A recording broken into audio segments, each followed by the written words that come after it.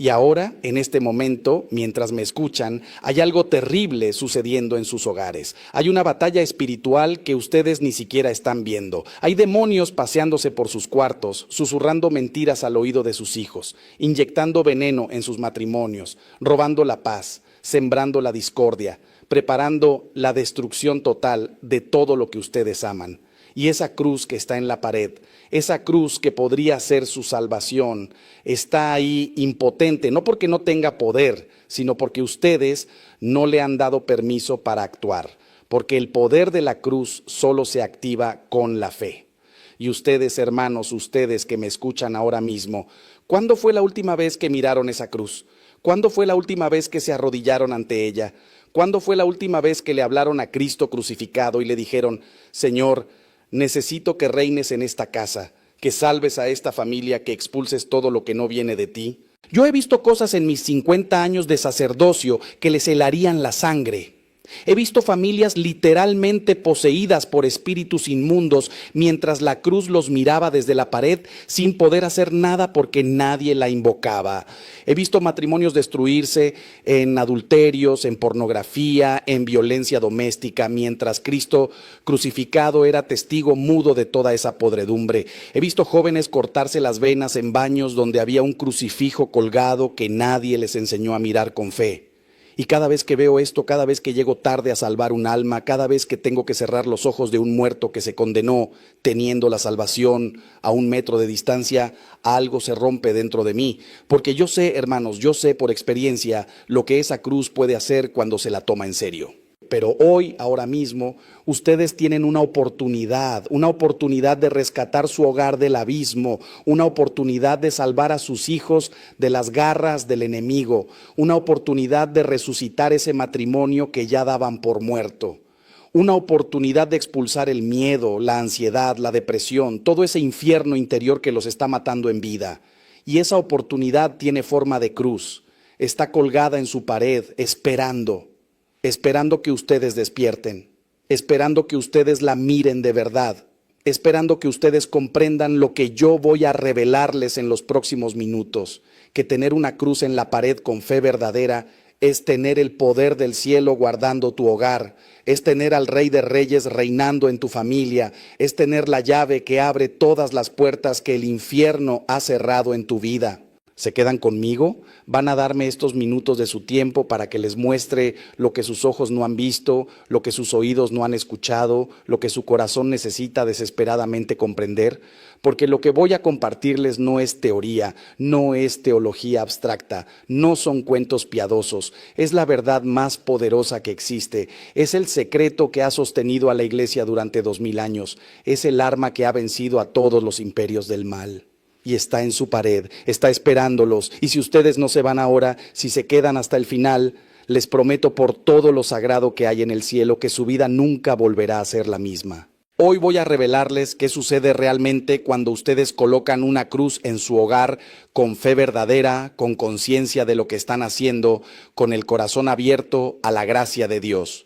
Voy a contarles cosas que he visto con mis propios ojos en 50 años de sacerdocio, experiencias que me han hecho llorar de emoción, milagros que he presenciado en hogares humildes donde la cruz era venerada, amada, respetada.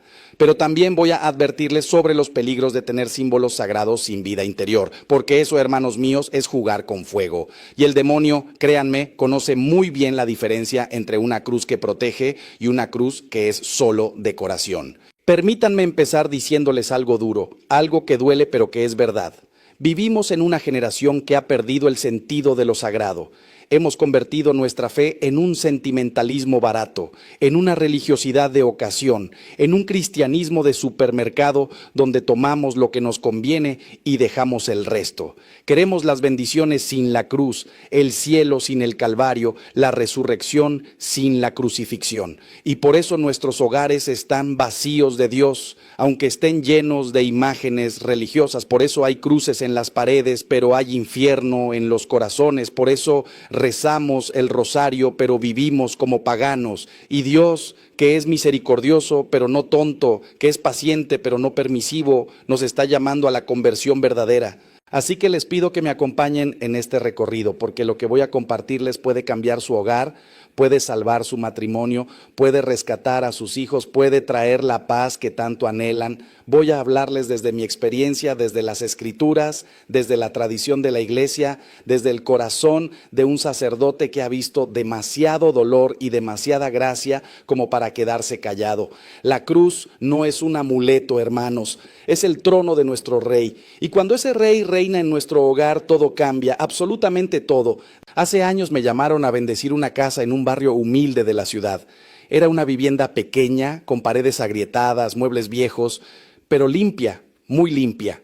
La señora que me recibió tenía los ojos hinchados de tanto llorar. Me contó que su esposo la había abandonado, que sus 3 hijos estaban en malos pasos, que ella trabajaba día y noche limpiando casas ajenas, pero apenas alcanzaba para comer. Me dijo algo que se me clavó en el corazón como una espina. Padre, yo ya no sé qué hacer. He rezado tanto y parece que Dios no me escucha. Tengo una cruz en cada cuarto de esta casa, pero mi vida sigue siendo un infierno. Hermanos, esas palabras me partieron el alma, porque esa mujer representaba a millones de católicos que tienen fe pero no tienen formación, que creen pero no conocen, que aman a Dios pero no saben cómo caminar con Él. Entramos juntos a su dormitorio y allí, sobre la cabecera de su cama, había efectivamente una cruz de madera. Le pregunté, ¿cuándo fue la última vez que miró esa cruz y habló con Jesús? Me miró confundida. Le pregunté, ¿alguna vez le ha pedido a Cristo crucificado que le enseñe a cargar su propia cruz?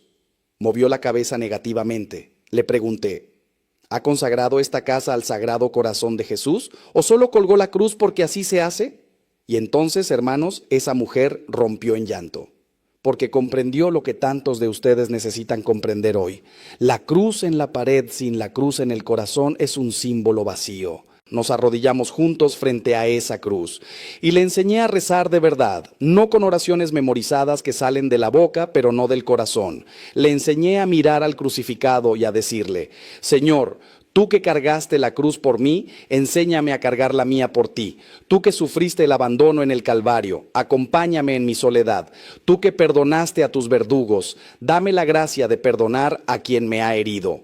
Y créanme, hermanos, algo sucedió en ese momento. No hubo truenos ni relámpagos, no apareció ningún ángel con espada de fuego, pero esa mujer se encontró con Cristo de verdad por primera vez en su vida. Y cuando uno se encuentra con Cristo de verdad, la vida cambia. Pasaron 6 meses. Esa misma señora vino a buscarme a la parroquia. Apenas la reconocí. Traía luz en los ojos, paz en el rostro. Me contó que sus hijos, uno por uno, habían vuelto a casa, que su esposo le había pedido perdón y estaban intentando reconstruir su matrimonio, que había conseguido un trabajo mejor. ¿Milagro? Sí, pero no del tipo que ustedes piensan. El milagro fue que esa cruz dejó de ser un objeto y se convirtió en una presencia. El milagro fue que esa mujer dejó de ver la cruz como una estampita de buena suerte y la empezó a vivir como un encuentro diario con el amor de Dios. El milagro fue la conversión. Y la conversión, hermanos míos, siempre trae consigo la transformación de toda la realidad que nos rodea. Por eso les digo con toda la fuerza de mi corazón, si ustedes tienen una cruz en su casa, pero no tienen intimidad con el crucificado, empiecen hoy, hoy mismo, no mañana, no cuando se sientan más santos, no cuando las cosas mejoren. Ahora, vayan a esa cruz, mírenla con los ojos del alma y díganle a Jesús, Señor, perdóname por haberte tenido como un adorno. Quiero que seas el rey de este hogar, el centro de mi familia, la razón de mi existencia. Y verán, hermanos, verán con sus propios ojos cómo empieza a cambiar todo. Porque donde Cristo reina, el demonio huye. Donde la cruz es venerada, el pecado pierde poder. Donde el crucificado es amado, el amor vence al odio. Ahora bien, hay algo que necesito explicarles con mucha claridad para que no caigamos en supersticiones ni en interpretaciones erróneas de nuestra fe. La cruz no es un amuleto mágico, no funciona como esos objetos de las religiones paganas o de la nueva era que prometen protección automática solo por estar presentes. La cruz es un sacramental. Y los sacramentales, nos enseña la Iglesia, actúan en la medida de nuestra fe y nuestra disposición interior. Es decir, la eficacia de la cruz en nuestro hogar depende de la calidad de nuestra relación con Cristo. Si vivimos en pecado mortal, si tenemos odios guardados, si practicamos la injusticia, si somos hipócritas que rezamos el domingo pero vivimos como paganos de lunes a sábado, la cruz no nos va a proteger mágicamente. San Pablo nos dice en su carta a los Gálatas: en cuanto a mí, Dios me libre de gloriarme si no es en la cruz de nuestro Señor Jesucristo. Fíjense bien en estas palabras. Pablo no dice que se gloría en tener una cruz colgada en su tienda de campaña. Se gloría en la cruz como evento salvífico, como misterio de amor, como entrega total de Cristo por nosotros. La cruz es el resumen de toda la fe cristiana. En ella vemos el amor de Dios llevado hasta el extremo, la obediencia del Hijo hasta la muerte, la redención de toda la humanidad. Por eso, cuando nosotros colocamos una cruz en nuestro hogar con verdadera fe, estamos diciendo: en esta casa creemos que Jesucristo murió y resucitó por nosotros. En esta casa nos acogemos a su sacrificio redentor. En esta casa queremos vivir según el Evangelio. Pero vean ustedes la diferencia. Hay personas que tienen la cruz como tienen una herradura para la buena suerte o un trébol de 4 hojas. Piensan, esto me va a proteger del mal de ojo, de las energías negativas, de la mala suerte. Hermanos, eso no es fe católica, eso es superstición. Y la superstición es ofensiva para Dios porque reduce su poder infinito a una fórmula mágica, como si Dios fuera un genio de la lámpara que cumple deseos. Dios no es un sirviente de nuestros caprichos. Dios es nuestro Padre amoroso que quiere nuestro bien verdadero, no nuestros antojos. Y nuestro bien verdadero pasa siempre por la cruz, por el camino estrecho del Evangelio, por la conversión y la santidad.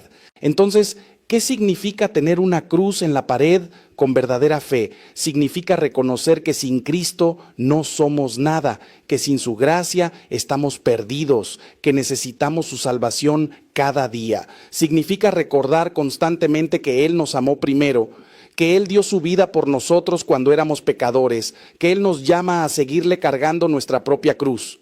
La cruz en la pared es un recordatorio visual de nuestra identidad cristiana. Es como una bandera que dice: esta es una casa cristiana, aquí se vive según Cristo, aquí el Señor es el dueño. Y créanme, hermanos, el demonio entiende perfectamente ese mensaje, por eso tiembla cuando ve una cruz verdaderamente venerada. He conocido casos de posesión diabólica en mi ministerio. No muchos, gracias a Dios, porque las posesiones reales son raras, pero los he conocido. Y en todos esos casos, sin excepción, el demonio manifestaba un odio visceral hacia la cruz. No podía siquiera mirarla, gritaba, blasfemaba, se retorcía cuando se le mostraba el crucifijo. ¿Por qué? Porque la cruz es su derrota. En la cruz, Cristo destruyó el poder del diablo sobre nosotros. En la cruz, el príncipe de este mundo fue expulsado. En la cruz, la muerte fue vencida y nosotros fuimos liberados. Por eso, hermanos, una cruz puesta con fe en un hogar es como una fortaleza espiritual. El enemigo puede rondar, puede atacar, pero no puede entrar donde Cristo reina. Ahora déjenme llevarlos más profundo. Quiero que entiendan qué sucede exactamente en términos espirituales cuando ustedes colocan una cruz bendecida en su hogar y la veneran con fe auténtica. Primero, están proclamando públicamente su fe. En un mundo que niega a Dios, que se burla de la religión, que persigue a los cristianos, ustedes están diciendo: yo creo en Jesucristo crucificado. Eso requiere valor, hermanos, especialmente hoy, cuando es más fácil ser tibio, cuando es más cómodo esconder la fe, cuando parece más inteligente ser políticamente correcto que ser fiel a Cristo. Pero recuerden las palabras del Señor: el que se avergüence de mí ante los hombres, yo me avergonzaré de él ante mi Padre que está en los cielos. Segundo, están consagrando ese espacio a Dios. Consagrar significa apartar algo para uso sagrado, dedicarlo exclusivamente a Dios. Cuando ustedes ponen una cruz en su dormitorio y dicen: no, Señor, este lugar te pertenece, están invitando a Cristo a ser el guardián de su intimidad, de su descanso, de su vida matrimonial. Y créanme, eso cambia las cosas. He visto matrimonios al borde del divorcio que se reconciliaron cuando aprendieron a orar juntos ante la cruz antes de dormir. He visto hombres vencer adicciones a la pornografía porque pusieron un crucifijo frente a su computadora y le pidieron a Cristo que guardara sus ojos. He visto mujeres encontrar paz en medio del insomnio porque aprendieron a mirar la cruz en las noches de angustia y a depositar sus cargas en el crucificado. Tercero, están creando un punto de encuentro con Dios. La cruz se convierte en ese lugar de la casa donde ustedes van a rezar, a reflexionar, a encontrarse con el Señor. Es como un pequeño altar doméstico. Nuestros abuelos lo entendían mejor que nosotros. Ellos tenían sus altarcitos en casa con la cruz, con imágenes de la Virgen y los santos, con veladoras encendidas. Y allí se reunía la familia a rezar el rosario, a encomendar el día, a pedir por los enfermos. Hoy hemos perdido eso. Hoy la cruz está en la pared, pero la familia está dispersa, cada uno con su celular, cada uno en su mundo. Y luego nos preguntamos por qué hay tanta división, tanta frialdad, tanta distancia entre padres e hijos. Cuarto, están estableciendo un símbolo de protección espiritual. Y aquí necesito ser muy claro. La protección no viene de la cruz en sí misma como objeto material. La protección viene de Cristo y nosotros nos acogemos a esa protección mediante la fe simbolizada en la cruz. Es como cuando Moisés levantó la serpiente de bronce en el desierto. Los israelitas que miraban la serpiente levantada eran sanados, no porque el bronce tuviera poderes mágicos, sino porque ese acto de mirar era un acto de fe en la promesa de Dios. De la misma manera, la cruz en nuestro hogar es eficaz cuando la miramos con fe, cuando acudimos a ella en la tentación, cuando nos refugiamos en el poder de Cristo crucificado. Quinto, están educando a sus hijos en la fe. Los niños aprenden más de lo que ven que de lo que escuchan. Si ellos crecen viendo que en su casa hay una cruz, que sus padres se santiguan al pasar frente a ella, que la familia se reúne a rezar ante el crucifijo, que papá y mamá hablan de Jesús con amor y respeto, esos niños van a interiorizar la fe de una manera que ninguna catequesis formal puede lograr. Pero si la cruz está ahí solo como decoración, si nadie la mira, si no se reza ante ella, entonces les estamos enseñando a nuestros hijos que la religión es pura formalidad, puro folclore, y no nos extrañemos cuando de adolescentes la abandonen por completo. Y ahora, hermanos míos, necesito hablarles de algo que me preocupa profundamente. He visto en algunos hogares que la cruz ha sido reemplazada por otros símbolos.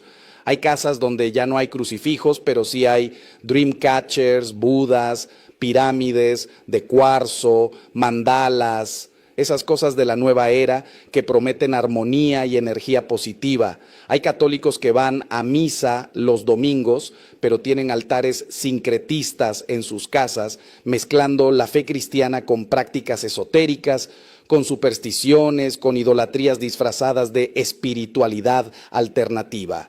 Y esto, hermanos, es gravísimo, porque no se puede servir a dos señores. No se puede tener a Cristo en la pared y al demonio en el corazón. El primer mandamiento es clarísimo: no tendrás otros dioses delante de mí. No dice que puedes tener a Dios y además un poquito de esto y un poquito de aquello. Dice que Dios debe ser el único, el primero, el absoluto en nuestra vida. Y cuando nosotros colocamos una cruz en nuestro hogar, estamos declarando que Jesucristo es nuestro único Salvador, nuestro único Señor, nuestro único camino a la verdad y a la vida. No hay salvación en otro nombre, no hay poder en ningún otro símbolo. Solo en la cruz de Cristo hay redención, solo en su sangre hay purificación, solo en su resurrección hay esperanza de vida eterna. Por eso, si ustedes tienen en su casa objetos de origen dudoso, cosas relacionadas con el ocultismo, con la santería, con la brujería, con la nueva era, les suplico que las saquen hoy mismo. No las regalen, no las vendan, quémenlas o destrúyanlas, porque esas cosas son puertas abiertas al enemigo, son como invitaciones al demonio para que entre en sus hogares. Y luego nos quejamos de que hay peleas constantes, enfermedades raras, pesadillas, opresiones espirituales. Hermanos, si dejamos la puerta abierta, no nos sorprendamos cuando entran los ladrones. Si invitamos al enemigo con nuestras prácticas sincretistas, no nos extrañemos cuando destruye nuestra paz. Recuerdo el caso de una familia que vino a consultarme porque su hijo pequeño tenía terrores nocturnos terribles. El niño despertaba gritando, decía que veía sombras en su cuarto, no podía dormir solo. Los padres lo habían llevado a psicólogos, a pediatras, le habían hecho estudios y todo salía normal. Cuando visité su casa para bendecirla, encontré en el cuarto del niño un Dreamcatcher que le habían regalado, supuestamente para protegerlo de las pesadillas. Les expliqué que esos objetos no son inocuos, que tienen un origen en prácticas espirituales ajenas a nuestra fe. Lo retiramos, consagramos el cuarto al Sagrado Corazón, pusimos una cruz bendecida sobre la cuna del niño y les enseñé a los padres a rezarle todas las noches. ¿Saben qué pasó? Los terrores nocturnos cesaron completamente, hermanos, porque donde Cristo reina, el miedo huye. Ahora ustedes podrán decirme, pero padre, eso es casualidad, el niño simplemente creció y se le pasó. Y yo les respondo, llevo 50 años en el ministerio sacerdotal, he visto demasiadas casualidades de este tipo como para creer que son coincidencias. He visto adictos que llevaban 20 años esclavizados a las drogas liberarse completamente cuando consagraron su vida al crucificado. He visto mujeres maltratadas encontrar la fuerza para salir de relaciones abusivas cuando aprendieron a orar ante la cruz.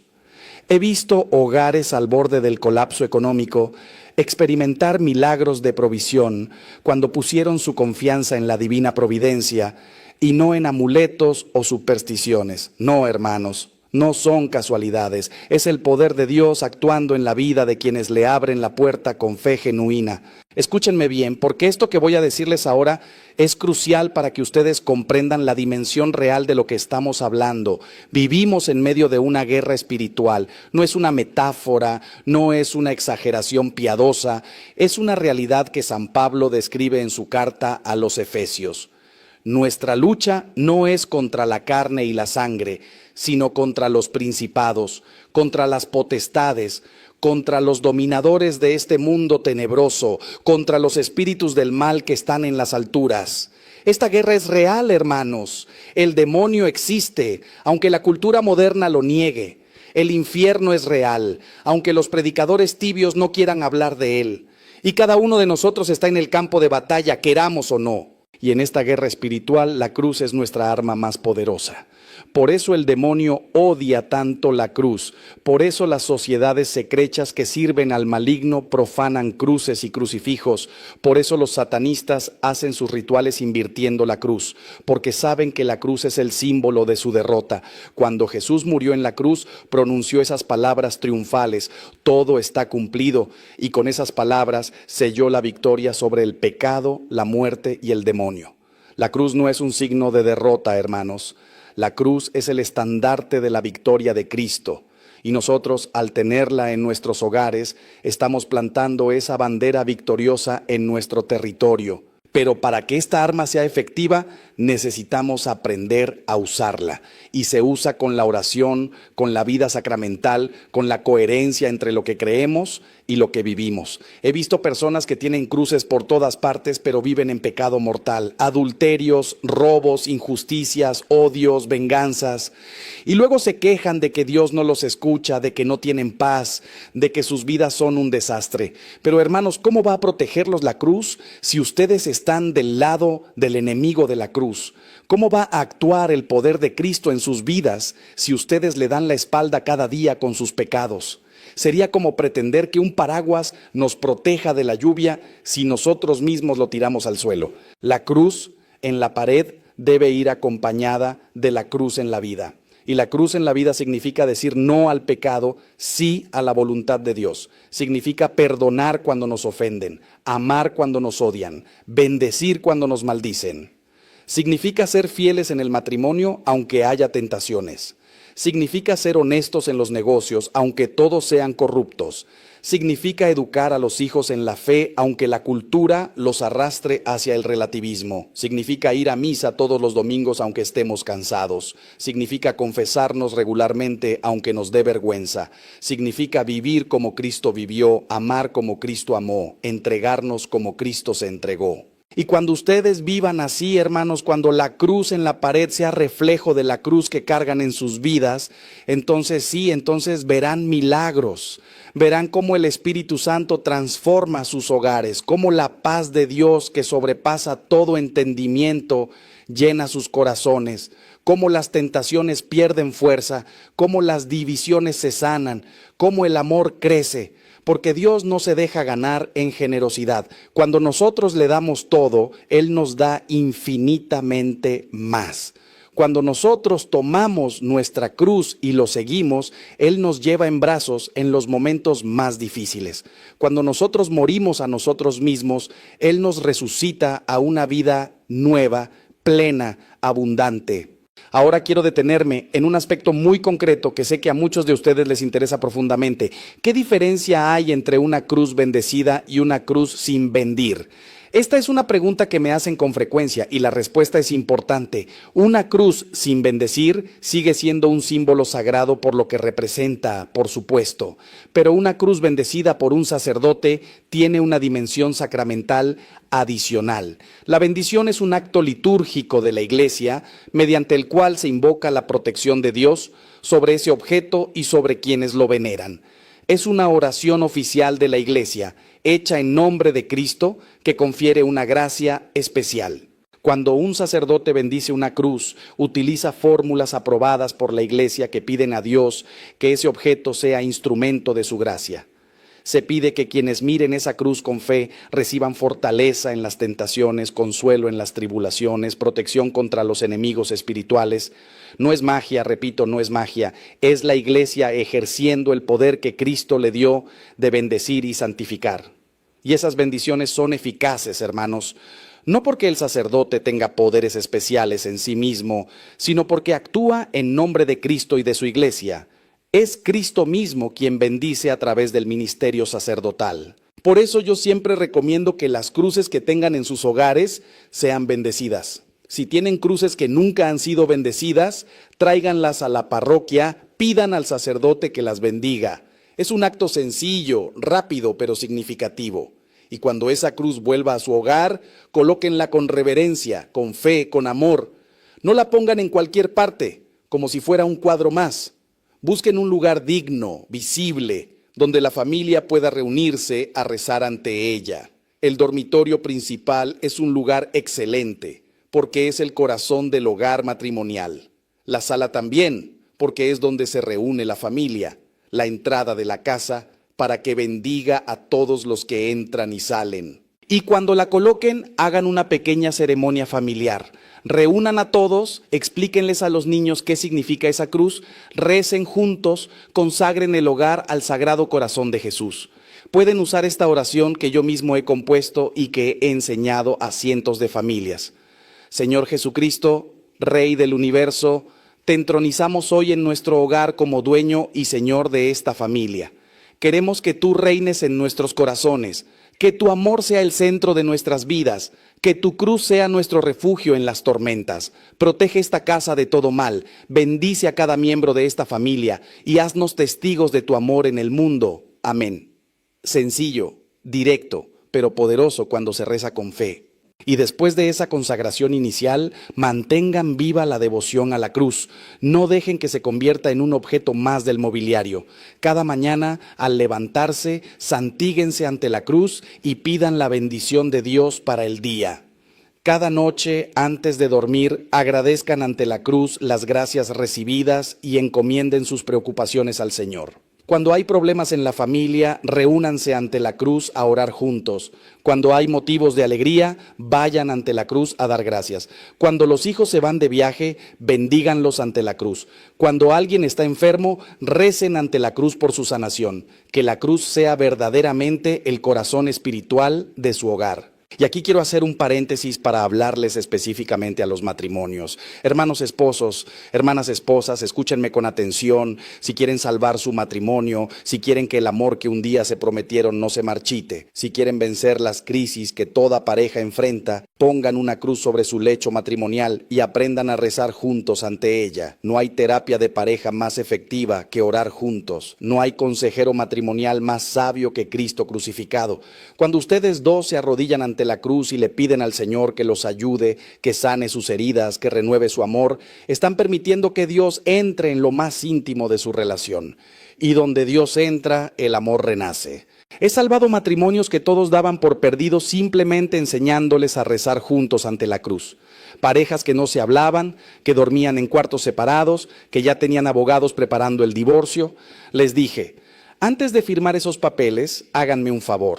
Durante 30 días, arrodíllense juntos ante la cruz cada noche, tómense de las manos aunque no quieran y recen un Padre Nuestro pidiéndole a Jesús que los ayude. Algunos me miraban con escepticismo, pero los que lo intentaron vieron milagros, porque cuando un hombre y una mujer oran juntos de verdad, Dios obra en sus corazones de maneras que superan cualquier esfuerzo humano. El orgullo se ablanda, el rencor se disuelve, el amor se reaviva. No es magia, es gracia, es el poder de Dios actuando en quienes se humillan ante Él. Ahora bien, hay algo que debo aclarar porque he visto confusión al respecto. Algunos me preguntan, Padre, ¿qué tipo de cruz es mejor? ¿Una cruz sola o un crucifijo con la imagen de Cristo, de madera, de metal, de qué material? Mi respuesta es esta. Lo más importante no es el material ni el tamaño, sino la fe con que se venera. Sin embargo, desde el punto de vista teológico y devocional, yo siempre recomiendo un crucifijo, es decir, una cruz con la imagen del Señor crucificado, porque la cruz vacía nos habla de la resurrección, sí, pero el crucifijo nos pone cara a cara con el misterio de la redención, nos hace contemplar a Cristo sufriente, al Cordero inmolado por nuestros pecados. Cuando ustedes miran un crucifijo, ven el amor de Dios hecho carne, ven el precio de su salvación, ven hasta dónde llegó Cristo por ustedes, ven las llagas de sus manos y pies, la herida de su costado, la corona de espinas en su cabeza. Y esa contemplación, hermanos, es transformadora. Santa Teresa de Ávila decía que una sola mirada al crucifijo le enseñaba más que todos los libros de teología. San Francisco de Asís recibió los estigmas contemplando el crucifijo. San Juan de la Cruz encontró en el Cristo crucificado toda su ciencia mística. El crucifijo es escuela de amor, cátedra de humildad, fuente de conversión. Por eso en nuestras iglesias católicas siempre hay un crucifijo presidiendo el altar, no una cruz vacía. Porque nosotros adoramos a Cristo crucificado y resucitado. No podemos separar el Viernes Santo del Domingo de Resurrección. Necesitamos ambos misterios. Y el crucifijo nos presenta ambos, la muerte redentora y la promesa de la resurrección. Cuando miro el crucifijo, veo a mi Salvador que murió por mí, pero también sé que ese que está ahí clavado al madero, resucitó al tercer día y vive para siempre. El crucifijo es, pues, símbolo completo de nuestra fe. En cuanto al material, cada uno según sus posibilidades. He visto crucifijos de oro en casas ricas y crucifijos de madera tosca en chozas pobres. Y les aseguro que Dios no hace distinción. Lo que importa es el corazón. Pero sí les recomiendo que el crucifijo sea digno, que esté bien hecho, que la imagen de Cristo sea respetuosa y bella. No se trata de estética por estética, sino de que el objeto sagrado inspire devoción. Un crucifijo roto, sucio, mal colocado, no inspira reverencia. Cuiden sus objetos sagrados como cuidan lo que más aman, límpielos con regularidad, repárenlos si se dañan, colóquenlos en lugares dignos. Y aquí va un consejo práctico que les doy desde mi experiencia. Si van a comprar un crucifijo para su hogar, no lo compren en cualquier tienda. Vayan a una librería católica seria, a la tienda de su parroquia, a lugares donde vendan artículos religiosos auténticos. Porque lamentablemente hay en el mercado muchos objetos que se venden como religiosos, pero que están hechos sin ningún respeto, a veces en países donde ni siquiera conocen el cristianismo, fabricados en serie como meros productos comerciales. Busquen calidad, busquen autenticidad. Y una vez que tengan su crucifijo, como ya les dije, llévenlo a bendecir antes de colocarlo en su hogar. Déjenme contarles ahora sobre otra dimensión muy importante de tener la cruz en nuestros hogares, y es el aspecto de la sanación interior. Muchos de ustedes cargan heridas profundas, heridas de la infancia, abusos sufridos, traiciones, abandonos, fracasos que marcaron sus vidas. Cargan culpas, vergüenzas, dolores que parecen no tener cura y a veces sienten que oran y oran pero nada cambia, que van a misa pero siguen igual de rotos por dentro. Hermanos, yo entiendo ese dolor, he acompañado a miles de personas en sus procesos de sanación interior y les puedo decir algo con certeza absoluta. La cruz es el lugar de toda sanación verdadera, porque en la cruz Cristo cargó no solo nuestros pecados, sino también nuestros dolores. Isaías profetizó, Él tomó nuestras enfermedades y cargó con nuestros dolores. Fue traspasado por nuestras rebeldías, triturado por nuestros crímenes. El castigo que nos trae la paz cayó sobre Él, y por sus llagas hemos sido curados. Fíjense bien, por sus llagas, no por nuestros esfuerzos, por su sacrificio, no por nuestra perfección. La sanación viene de la cruz, no de nosotros mismos. Por eso cuando ustedes están quebrados por dentro, cuando el dolor es insoportable, cuando sienten que no pueden más, vayan a la cruz de su hogar, arrodíllense ante ella y depositen todo ese dolor en las llagas de Cristo. Yo les he enseñado a muchas personas este ejercicio espiritual que es tremendamente poderoso. Siéntense frente al crucifijo en un momento de silencio y soledad. Miren esas 5 llagas de Jesús, las de sus manos, las de sus pies, la de su costado. Y mentalmente o en voz alta, si están solos, vayan colocando cada una de sus heridas en esas llagas sagradas. Digan, Señor, en la llaga de tu mano derecha pongo el dolor del abandono de mi padre. En la llaga de tu mano izquierda pongo el abuso que sufrí de niño. En la llaga de tu pie derecho pongo el fracaso de mi matrimonio. En la llaga de tu pie izquierdo pongo la culpa que cargo por ese aborto. En la llaga de tu costado, de donde brotó agua y sangre, pongo toda mi amargura, todo mi resentimiento, todo lo que me impide vivir en paz. No es magia, hermanos, es terapia espiritual profunda. Es permitir que Cristo, el médico divino, toque nuestras heridas con sus propias heridas. Es reconocer que Él sufrió infinitamente más que nosotros y que por lo tanto nos entiende perfectamente. Es creer de verdad que por sus llagas somos sanados. Y cuando ustedes hacen esto con fe, con constancia, día tras día, van a experimentar una sanación que ningún psicólogo puede darles, porque los psicólogos pueden ayudar. Y que conste que yo no estoy contra la psicología, pero solo Cristo puede sanar el alma. Solo Cristo puede perdonar el pecado que está en la raíz de tanto dolor. Solo Cristo puede dar paz verdadera. He visto mujeres que habían sido abusadas sexualmente en su infancia y que cargaban ese trauma por 30, 40 años, encontrar liberación total cuando aprendieron a llevar ese dolor a la cruz. He visto hombres que cargaban culpas terribles por errores del pasado, que no podían perdonarse a sí mismos, encontrar paz cuando comprendieron que Cristo ya pagó por esos pecados en la cruz. He visto personas con depresiones profundas recuperar el gozo de vivir cuando establecieron una relación diaria con el crucificado. No estoy inventando esto, hermanos, lo he visto con mis propios ojos una y otra vez. La cruz sana, Cristo sana, y lo hace de maneras que superan toda comprensión humana. Pero también necesito advertirles sobre algo. La sanación interior no es instantánea en la mayoría de los casos. No esperen que van a orar una vez ante la cruz y todos sus traumas desaparecerán mágicamente. A veces Dios hace milagros instantáneos, sí, pero lo más común es que la sanación sea un proceso. Es como una herida física profunda. No se cura de un día para otro, requiere tiempo, cuidados, paciencia. De la misma manera, las heridas del alma requieren un acompañamiento constante del médico divino. Requieren oración diaria, sacramentos frecuentes, dirección espiritual y a veces también ayuda psicológica profesional. No tengan miedo de pedir ayuda. No piensen que porque tienen fe deben poder con todo solos. Dios nos da la gracia, sí, pero también nos da los medios humanos para nuestra sanación. Si necesitan terapia psicológica, búsquenla, pero búsquenla con un profesional que respete su fe, que no les diga que la religión es la causa de sus problemas.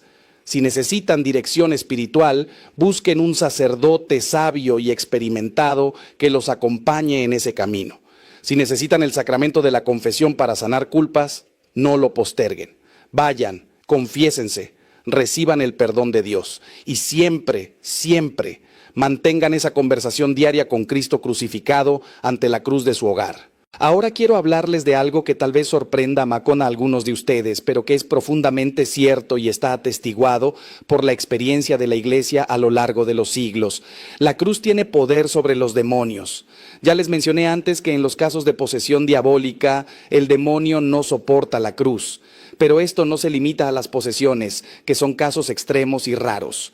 Hay muchas formas de opresión diabólica que son más comunes, tentaciones persistentes, pensamientos obsesivos de blasfemia o desesperación, sensaciones de presencia maligna, pesadillas recurrentes de contenido demoníaco. Estas cosas no son imaginación, hermanos, son ataques reales del enemigo. Y la cruz es nuestra defensa principal. Cuando sienten una tentación fuerte, miren la cruz y digan, Jesús, sálvame. Cuando tienen pensamientos horribles que los atormentan, besen el crucifijo y digan, por la sangre de Cristo, sal de mí, espíritu inmundo. Cuando tienen miedo en la noche, tracen la señal de la cruz sobre ustedes y sobre sus hijos, invocando la protección del crucificado. Suena sencillo, ¿verdad? Pero es tremendamente poderoso. El demonio no puede resistir el poder de la cruz. Huye despavorido cuando invocamos el nombre de Jesús crucificado con fe. Santa Faustina Kowalska, la apóstol de la Divina Misericordia, relata en su diario que en varias ocasiones fue atacada por demonios que intentaban aterrorizarla. Ella simplemente hacía la señal de la cruz y los demonios desaparecían inmediatamente. El padre Pío de Pietrelcina, que tuvo que lidiar con ataques demoníacos constantes durante toda su vida, dormía abrazado a un crucifijo.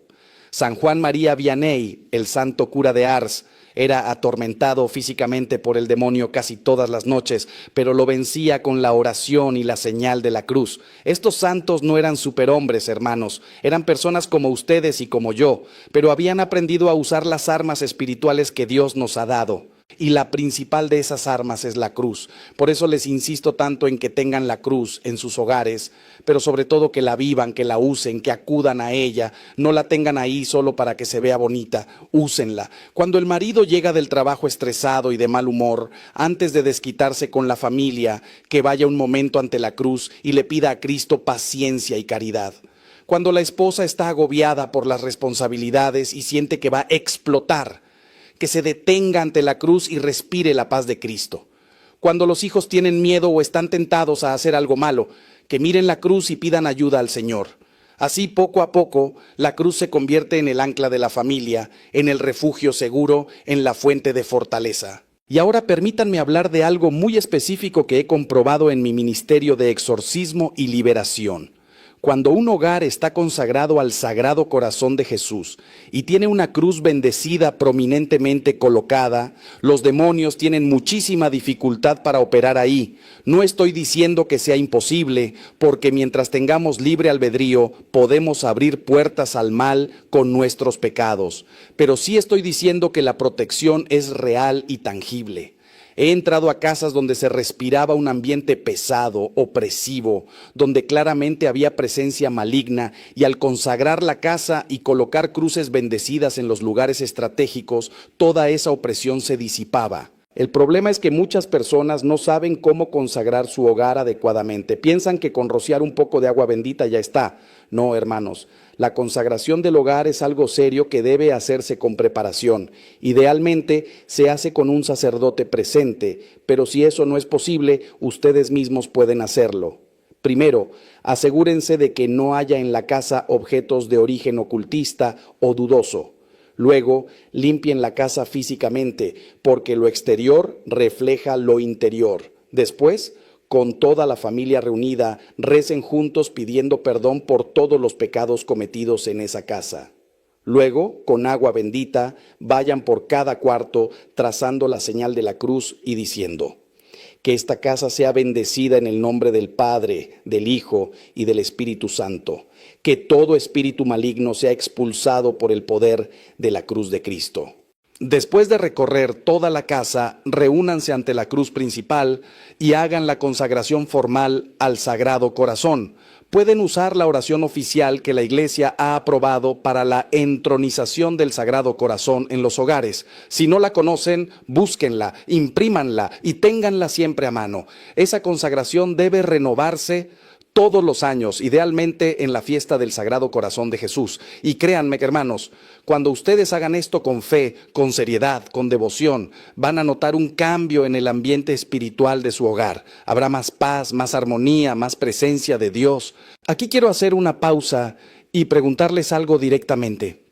¿Cuántos de ustedes que me están escuchando ahora mismo tienen una cruz en su casa, pero hace meses, tal vez años, que no la miran realmente? ¿Cuántos tienen la cruz ahí, pero su vida está llena de pecado, de división, de alejamiento de Dios?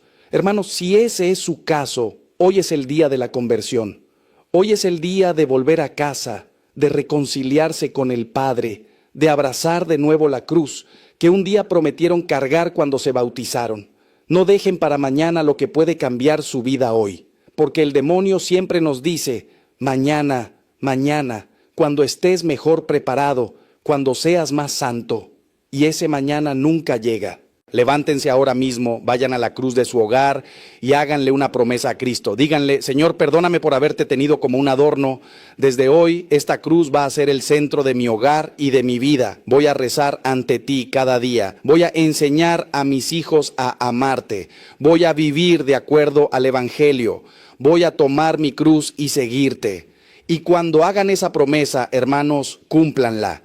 Porque Dios toma en serio nuestras promesas. Y cuando nosotros nos comprometemos con Él, Él se compromete con nosotros de una manera que supera infinitamente nuestros esfuerzos. Y si hay alguien escuchándome que no tiene ninguna cruz en su casa, por favor, consigan una hoy mismo. No importa si es grande o pequeña, cara o barata, lo que importa es que sea un crucifijo bendecido y que lo coloquen con fe. Y si no pueden salir a comprarlo ahora, por lo menos hagan esto. Tomen 2 palitos de madera, átenlos en forma de cruz y pónganlo en algún lugar visible mientras consiguen un crucifijo apropiado. Porque lo que importa no es tanto el objeto material como la intención del corazón. Dios mira el corazón, no la apariencia externa. Ahora quiero llevarlos a una reflexión más profunda sobre el misterio de la cruz.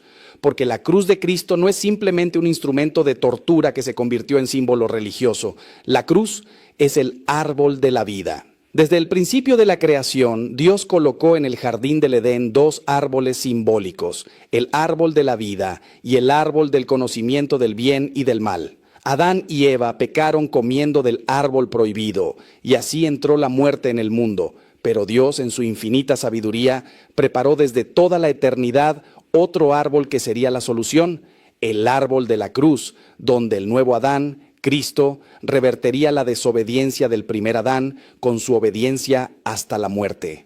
Por eso los padres de la iglesia desde los primeros siglos llamaban a la cruz el árbol de la vida.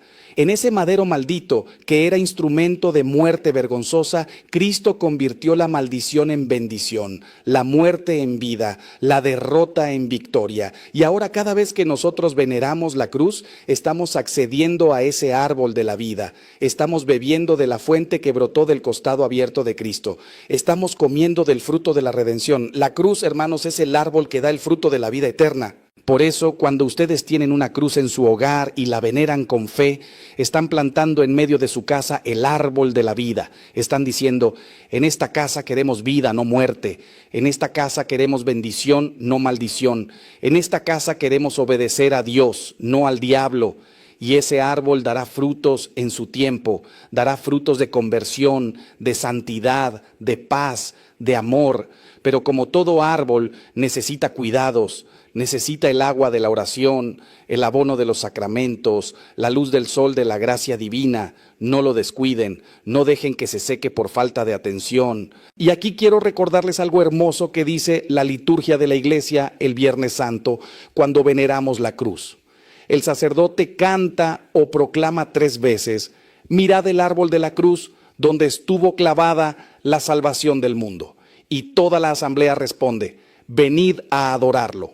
Hermanos, cada día en nuestros hogares debemos hacer lo mismo, mirar el árbol de la cruz donde estuvo clavada nuestra salvación y adorar al que murió por nosotros. No adoramos la madera, eso sería idolatría. Adoramos a Cristo que fue clavado en ella. La cruz es el trono desde donde Cristo reina, y cuando nos arrodillamos ante la cruz, nos arrodillamos ante el Rey de Reyes y Señor de Señores. Esta es la fe de la iglesia desde hace 2000 años. Esta es la fe que construyó catedrales majestuosas con la cruz en lo más alto. Esta es la fe que llevó a los misioneros a los confines de la tierra, plantando cruces en tierras paganas. Esta es la fe que sostuvo a los mártires mientras eran torturados y asesinados por no renegar de la cruz. Esta es la fe que nosotros hemos heredado y que debemos transmitir a nuestros hijos. Una fe centrada en Cristo crucificado y resucitado. Una fe que no se avergüenza de la cruz, sino que se gloría en ella. Déjenme contarles una última historia antes de pasar a otro punto.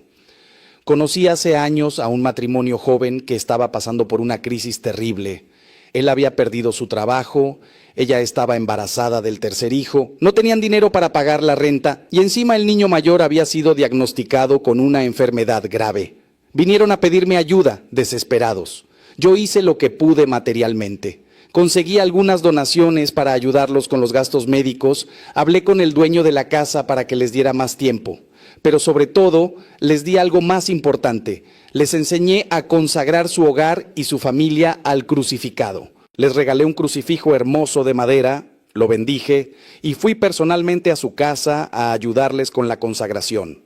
Les enseñé a rezar juntos cada noche ante esa cruz, a depositar todas sus angustias en las llagas de Cristo, a confiar en la divina providencia, aunque no vieran cómo iban a salir adelante. Y ustedes saben qué pasó, hermanos. El niño se sanó milagrosamente en un tiempo récord que dejó atónitos a los médicos. El esposo consiguió un trabajo mejor que el que había perdido. Y cuando nació el tercer hijo, resultó ser una niña preciosa y sana. Hoy, 10 años después, esa familia es un testimonio viviente del poder de la cruz. Y arreglártela solo, pero si tienes aunque sea una pizca de valentía, si hay un pedacito de tu corazón que todavía anhela la verdadera paz, la verdadera alegría, la verdadera libertad, entonces quédate conmigo hasta el final. Porque lo que estoy a punto de revelarte no son teorías teológicas abstractas, no es moralismo religioso pasado de moda. Es la diferencia entre llegar a la cena de Nochebuena cargando cadenas invisibles que te están ahogando o sentarte en esa mesa como un hombre libre, como una mujer libre, con el alma limpia y el corazón en paz por primera vez en años. Es la diferencia entre fingir alegría mientras por dentro estás muriendo o experimentar un gozo tan profundo, tan real, que las lágrimas correrán por tus mejillas cuando mires el pesebre y te des cuenta de que el niño Dios verdaderamente ha nacido en tu corazón. Hace 3 días, un hombre de 52 años vino a confesarse conmigo. Empresario exitoso, familia hermosa, respetado en su comunidad, se arrodilló en el confesionario y antes de decir una sola palabra, comenzó a sollozar de tal manera que pensé que se iba a ahogar. Cuando finalmente pudo hablar, me dijo algo que nunca olvidaré. Padre, llevo 17 años viviendo una mentira. 17 navidades fingiendo que todo está bien. Ya no puedo más. O me confieso hoy o no sé qué voy a hacer. Lo que confesó ese día fue uno de los 4 pecados de los que voy a hablarte. Y cuando salió del confesionario 30 minutos después, era un hombre diferente. Literalmente diferente. Su rostro había cambiado, sus hombros ya no estaban encorvados por el peso, había luz en sus ojos donde antes solo había desesperación. Ese hombre eres tú. O podría ser tú si tomas la decisión correcta en este momento, porque no es casualidad que estés escuchando esto hoy. No es coincidencia que de entre millones de videos posibles, este haya llegado a ti justo ahora, justo cuando la Navidad se acerca, justo cuando necesitas escucharlo. Es el Espíritu Santo tocando a la puerta de tu corazón, dándote una oportunidad más, invitándote a la libertad que has estado anhelando sin saber cómo alcanzarla. Así que respira profundo, prepárate, porque en los próximos minutos vamos a mirar directamente a la oscuridad, pero solo para descubrir que del otro lado está la luz más brillante que jamás hayas visto. Vamos a nombrar esos 4 pecados que están robándote la vida. Vamos a entender exactamente cómo operan, cómo te engañan, cómo te mantienen esclavizado. Y luego, hermano mío, hermana mía, vamos a trazar juntos el camino de salida, el camino hacia una Navidad que será completamente diferente a cualquier otra que hayas vivido. No apagues este mensaje. No lo pospongas para después. El después nunca llega. El momento es ahora. Tu liberación comienza en este preciso instante, si tú lo permites. Quédate conmigo. Lo que viene podría salvarte la vida, podría salvar tu matrimonio, podría salvar tu alma. Y no estoy siendo dramático, estoy siendo brutalmente honesto, como un médico que debe revelar un diagnóstico grave pero que tiene la cura en sus manos. Los próximos minutos pueden dividir tu vida en un antes y un después. Tú decides si quieres seguir cargando ese peso hasta la tumba o si estás listo para soltarlo ahora mismo y experimentar finalmente la paz que Cristo vino a traerte. Empecemos. Hoy quiero hablarte de 4 pecados específicos, 4 cadenas que atan a la mayoría de las personas que vienen a confesarse conmigo en este tiempo de Adviento. No son los únicos pecados que existen, por supuesto, pero son los más comunes, los más destructivos, los que más están impidiendo que las familias vivan la Navidad con la paz y el amor que Dios quiere derramar sobre ellas. Te voy a hablar con la crudeza de un médico que debe revelar un diagnóstico difícil, pero también con la ternura de un padre que sabe que la verdad, aunque duela, es el único camino hacia la sanación. Y te adelanto algo. Si al escucharme te sientes identificado, si reconoces en mis palabras algo de tu propia historia, eso no es casualidad, es el Espíritu Santo tocando a la puerta de tu corazón, invitándote a dar el paso más valiente que puedes dar en este Adviento, el paso hacia el confesionario. Estos 4 pecados que vamos a explorar juntos no son abstractos ni teóricos, son tremendamente concretos y están destruyendo matrimonios, separando familias, robando la paz a personas que por fuera parecen tenerlo todo, pero que por dentro están vacías, angustiadas, sin rumbo. He visto cómo estos pecados han llevado a hombres y mujeres buenos, personas bautizadas, que un día amaron a Dios, a vivir en una especie de infierno anticipado, donde la culpa y la vergüenza se mezclan con la incapacidad de pedir ayuda. Pero también he visto, y esto es lo maravilloso del ministerio sacerdotal, cómo una buena confesión, una confesión sincera y completa, ha devuelto la luz a ojos apagados, ha restaurado matrimonios al borde del abismo, ha reconciliado a padres e hijos que llevaban años sin hablarse. El sacramento de la reconciliación no es un trámite burocrático religioso, es un encuentro personal con Cristo resucitado, que tiene el poder de resucitar también tu vida. Así que te pido que me acompañes en este recorrido por las profundidades del alma humana, por esos rincones oscuros donde guardamos lo que no queremos que nadie vea, ni siquiera Dios, aunque sabemos que Él ya lo ve todo. Vamos a mirar de frente estos 4 pecados, vamos a entender por qué son tan graves, cómo operan en nuestra vida y sobre todo vamos a descubrir el camino de salida, el camino de la liberación que solo puede darte la misericordia infinita de Dios. No estás solo en esta lucha, no eres el único que ha caído, no eres tan malo como el demonio quiere hacerte creer. Eres un hijo amado de Dios que ha perdido el camino pero que puede encontrarlo de nuevo y yo estoy aquí como sacerdote y como hermano tuyo para ayudarte a dar ese paso. Quédate conmigo hasta el final porque lo que voy a compartir contigo puede cambiar no solo tu Navidad, sino el resto de tu vida.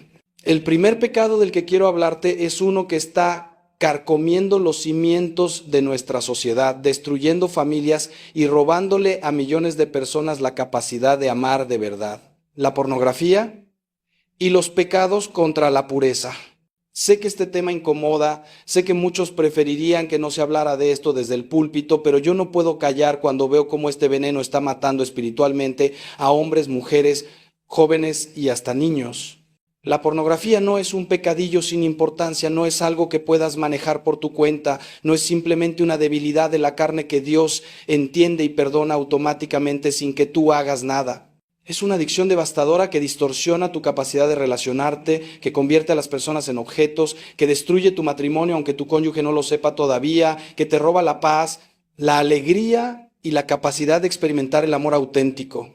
En el confesionario he escuchado a hombres llorar como niños al admitir que llevan años esclavos de esta adicción, que han intentado dejarlo 1000 veces y 1000 veces han vuelto a caer, que se sienten sucios, indignos, derrotados. He visto cómo esta esclavitud ha destruido matrimonios hermosos, ha alejado a padres de sus hijos, ha convertido a hombres brillantes en sombras de lo que podrían haber sido. Y lo más terrible es que muchos viven con esto en secreto, sosteniendo una doble vida, presentándose ante el mundo como buenos cristianos, mientras por las noches se sumergen en la oscuridad de las pantallas. Pero quiero que sepas algo fundamental. Dios no te está condenando, te está llamando a la libertad. Cristo no vino a condenar al mundo, sino a salvarlo, y eso te incluye a ti. Con toda tu historia, con todas tus caídas, con toda tu vergüenza. San Pablo nos dice en su carta a los Corintios que nuestro cuerpo es templo del Espíritu Santo y cada vez que profanamos ese templo con la impureza, estamos expulsando a Dios de su propia morada. Pero la belleza del mensaje cristiano es que Dios siempre quiere volver a habitar en ti, siempre está dispuesto a purificar su templo, siempre está esperando que le abras la puerta. La confesión de este pecado requiere valentía, requiere especificidad sin caer en detalles morbosos, requiere un propósito firme de enmienda que incluya medidas concretas, filtros en tus dispositivos, rendición de cuentas con alguien de confianza, evitar las ocasiones de pecado, oración constante. No puedes vencer esta batalla solo con tu fuerza de voluntad. Necesitas la gracia de Dios que fluye abundantemente a través de los sacramentos, especialmente la confesión y la Eucaristía. He conocido a hombres que después de años de esclavitud han encontrado la libertad verdadera, y todos ellos tienen algo en común. Tuvieron la humildad de confesar este pecado con sinceridad. Tuvieron la constancia de seguir confesándose cada vez que caían sin desanimarse. Tuvieron la sabiduría de poner en práctica las medidas concretas que su confesor les sugirió. La pureza no se recupera de la noche a la mañana. Es una batalla que se pelea cada día, pero es una batalla que se puede ganar con la gracia de Dios. Y déjame decirte algo que quizá nunca nadie te ha dicho. Cuando finalmente experimentes la libertad de vivir en pureza, cuando tu mente ya no esté constantemente asediada por esas imágenes, cuando puedas mirar a tu esposa, a tu esposo, a las personas que te rodean sin esa lente distorsionada, experimentarás una paz y una alegría que creías imposibles. Si este pecado es parte de tu vida, si llevas meses o años sin confesarlo porque te da vergüenza, porque piensas que el sacerdote te va a juzgar, porque te han dicho que es normal o que no es tan grave, déjame decirte con toda claridad, este es el momento de liberarte. La Navidad se acerca y Cristo quiere nacer en un corazón limpio, en un alma que ha sido purificada por su misericordia. No hay pecado tan grande que Dios no pueda perdonar, no hay adicción tan fuerte que su gracia no pueda romper. Pero tienes que dar el primer paso. Tienes que tener la valentía de arrodillarte en el confesionario y decir la verdad, toda la verdad, sin excusas ni justificaciones. Y cuando salgas de ahí, cuando experimentes el abrazo misericordioso del Padre, entenderás que toda la vergüenza que sentiste valió la pena por la paz que ahora inunda tu alma. El segundo pecado que está envenenando la vida de tantas personas y que debe ser confesado antes de Navidad es uno que muchas veces no reconocemos como pecado porque nuestra cultura lo ha normalizado completamente. El rencor, la falta de perdón, el guardar en el corazón heridas viejas que alimentamos con el recuerdo constante de las ofensas recibidas.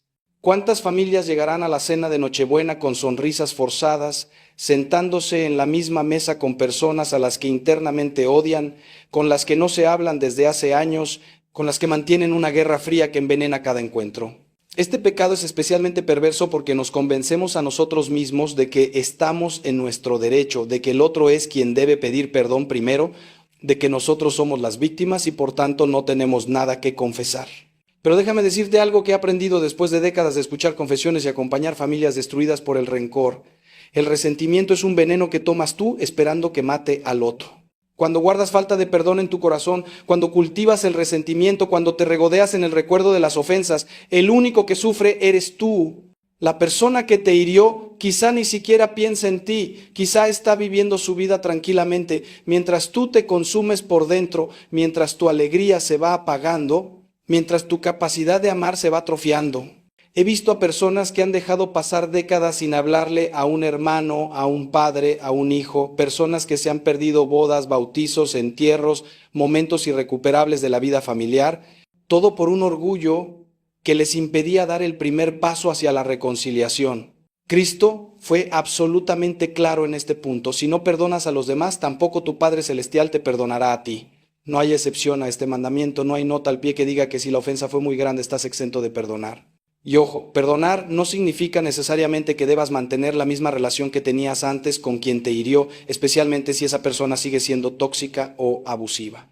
Perdonar significa liberar el veneno del rencor de tu corazón, significa dejar de desear el mal para quien te hizo daño, significa entregarle a Dios la justicia en lugar de buscarla tú con tus propias manos. Es perfectamente compatible perdonar a alguien y al mismo tiempo establecer límites sanos en la relación o incluso, en casos graves, terminar la relación manteniendo el perdón en tu corazón. En el confesionario he visto milagros cuando las personas finalmente se deciden a perdonar. He visto rostros endurecidos por años de amargura suavizarse cuando pronuncian las palabras «perdono a mi padre», «perdono a mi exesposo», «perdono a quien abusó de mí».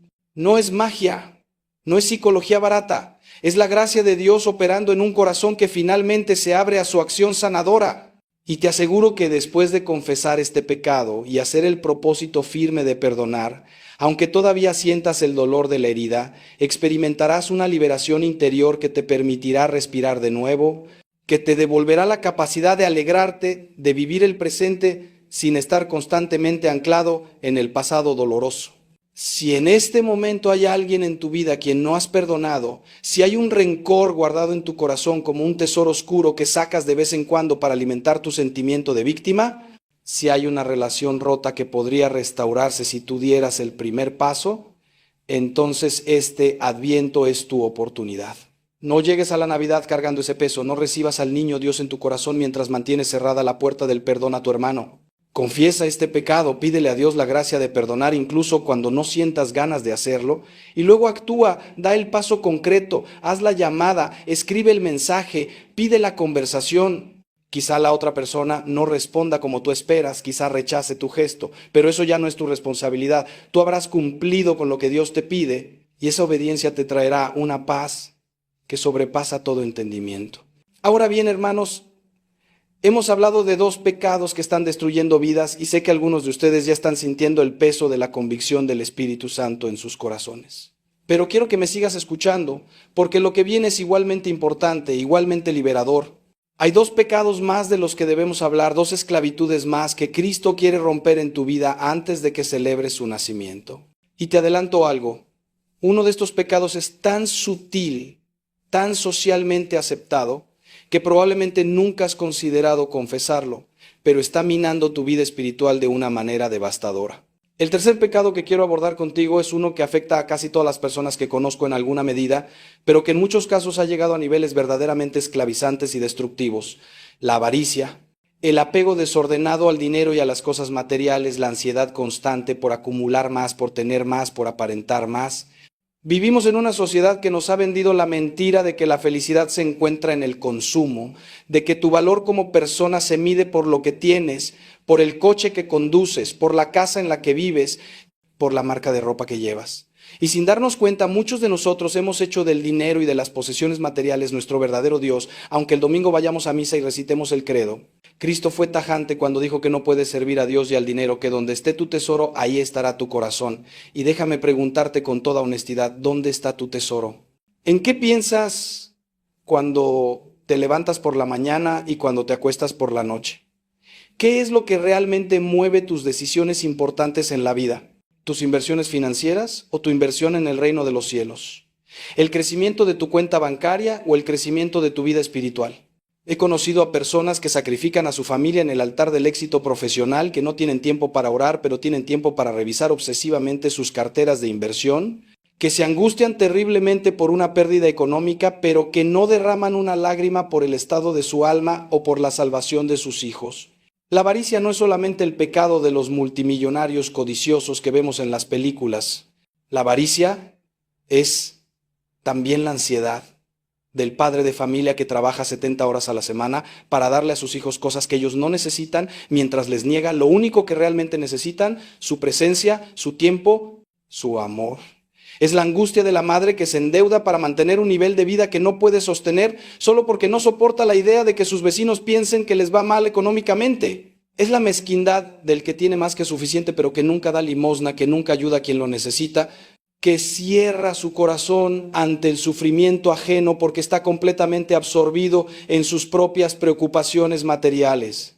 Es la trampa del que vive para el retiro, posponiendo constantemente su generosidad, su caridad, su servicio a Dios, siempre esperando tener un poco más de seguridad antes de empezar a vivir de verdad. En la parábola del rico insensato que nos narra San Lucas, Jesús nos muestra a un hombre que tiene tanto éxito material que necesita construir graneros más grandes para almacenar todas sus posesiones, y justo cuando está haciendo planes para disfrutar de su riqueza durante muchos años, Dios le dice: necio, esta misma noche van a exigirte tu vida y todo lo que has acumulado, ¿para quién será? Esa parábola es absolutamente actual. Describe a millones de personas que están construyendo sus vidas sobre la arena de las posesiones materiales sin darse cuenta de que todo puede desaparecer en un instante, de que la única riqueza verdadera es la que acumulamos en el cielo a través de nuestra relación con Dios y nuestro servicio al prójimo. He estado junto a lechos de muerte de personas ricas y de personas pobres, y te aseguro que en ese momento definitivo, nadie se arrepiente de no haber trabajado más horas o de no haber comprado un coche más grande, pero muchos se arrepienten de no haber amado más, de no haber dado más, de no haber vivido más para Dios y para los demás. Si al escucharme reconoces que el dinero y las cosas materiales han ocupado un lugar en tu corazón que solo le corresponde a Dios, si te das cuenta de que tu ansiedad por la seguridad económica es mayor que tu confianza en la providencia divina, si comprendes que has descuidado tu vida espiritual y tus relaciones familiares por perseguir el éxito material, entonces necesitas confesar este pecado. Y no basta con confesarlo de palabra, necesitas hacer un propósito firme de enmienda que incluya acciones concretas, establecer límites en tu jornada laboral para tener tiempo para Dios y para tu familia, comenzar a dar con generosidad aunque te cueste, simplificar tu estilo de vida, desprenderte de cosas que no necesitas, la libertad que experimentarás cuando ya no seas esclavo del dinero, cuando puedas descansar en la providencia de Dios, cuando puedas ser generoso sin ansiedad. Esa libertad es uno de los regalos más hermosos que el Señor puede darte en esta Navidad. El cuarto y último pecado del que quiero hablarte hoy es quizá el más sutil de todos, el que más fácilmente se disfraza de virtud, el que más nos cuesta reconocer porque nuestra cultura no solo lo tolera, sino que lo celebra. El orgullo, la soberbia, la autosuficiencia que nos hace creer que no necesitamos a Dios, que podemos manejar nuestra vida por nuestra cuenta, que somos los arquitectos de nuestro propio destino. Este es el pecado original de Lucifer, el pecado que está en la raíz de todos los demás pecados. La negativa fundamental a reconocer que somos criaturas dependientes de nuestro Creador, que sin Él no podemos hacer nada, que nuestra vida misma es un regalo que recibimos momento a momento de su mano generosa. El orgullo se manifiesta de 1000 maneras en nuestra vida cotidiana. Y muchas de ellas son tan sutiles que no las reconocemos. Está el orgullo del que nunca pide ayuda porque admitir que la necesita sería reconocer una debilidad. Está el orgullo del que no puede aceptar una corrección porque se considera superior a quien se la hace. Está el orgullo del que constantemente se compara con otros para sentirse mejor consigo mismo.